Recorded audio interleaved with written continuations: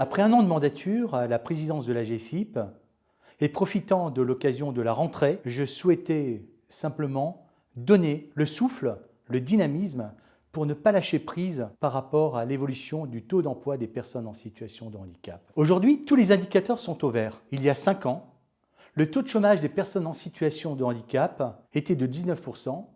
Aujourd'hui, il est de 14%. Ma boussole avec le conseil d'administration, mais aussi avec l'ensemble de la structure AGEFIP, tout faire pour mettre en œuvre et faire progresser durablement le taux d'emploi et dépasser les 4% d'ici 2024. Traduire les 4% en termes de progression, c'est en fin de compte 100 à 150 000 emplois dans l'entreprise pour les personnes en situation de handicap.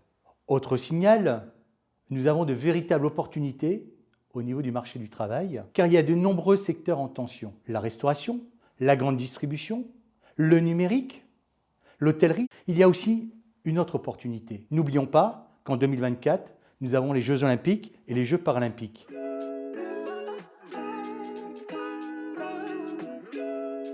Le plein emploi des personnes en situation de handicap est un véritable objectif pour l'AGEFIP. Et c'est ensemble, avec un maillage pour tous et avec tous, avec l'ensemble des entreprises, des confédérations syndicales, des associations, des partenaires de la formation, de l'emploi, de la santé au travail, que nous allons pouvoir réussir à inclure les personnes en situation de handicap dans le monde du travail. L'AGEFIP est présente sur l'ensemble du territoire, y compris dans les territoires ultramarins. Je crois en réalité que le maillage pour tous et avec tous se fait par la proximité dans les territoires. L'AGEFIP, comme on le dit régulièrement, est activateur de progrès. Elle propose bien évidemment des offres de services qui passent par la compensation, l'aménagement des postes de travail, mais aussi des aides au financement pour compenser et aménager les postes de travail.